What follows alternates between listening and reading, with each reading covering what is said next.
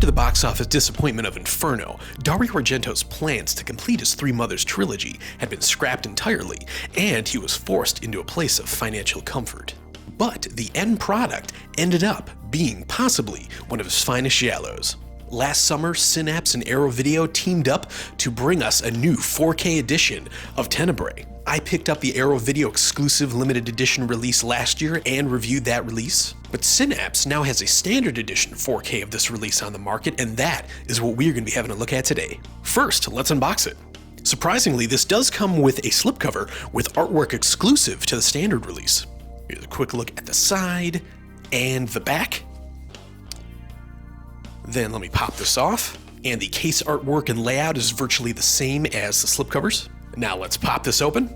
On the right, we have got the 4K, and then on the left, we've got a product catalog, and behind that, the Blu-ray. Now let's flip this around, because we also get the option to have the original artwork on the reverse side.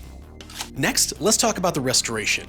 It's near perfect. No matter if you buy it from Synapse or Arrow, you are getting a gorgeous 4K restoration of Tenebrae. Colors are vibrant when they're supposed to be, black levels are deep, textures of everything from sand to pavement to shoes to concrete to skin are all absolutely perfect, especially skin tones. That can always be a problem with older movies.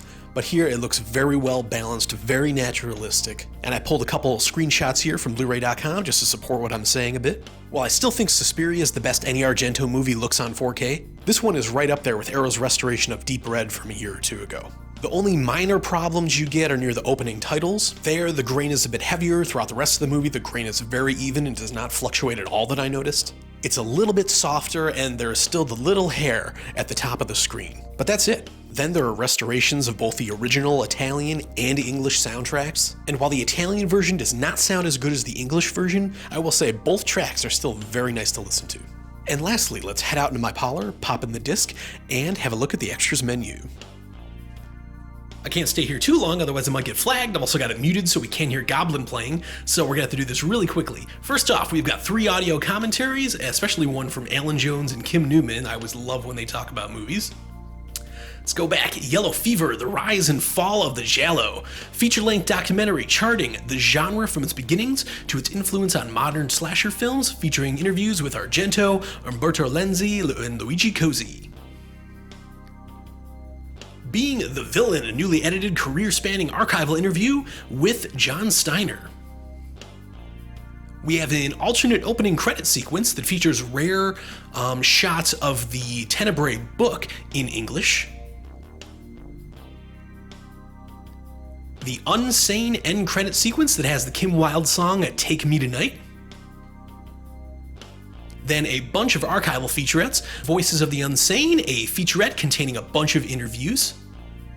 Out of the Shadows, an interview with the author of Broken Mirrors, Broken Minds, The Dark Dreams of Dario Argento.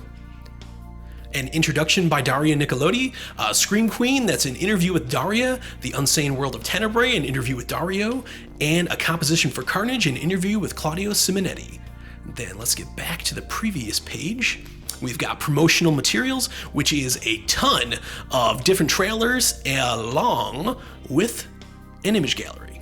And now we are good to wrap this on up. So I hope you thought this was informative. If you have any questions about this release, don't hesitate to ask them down in the comments below, because I will do my best to try and answer them for you.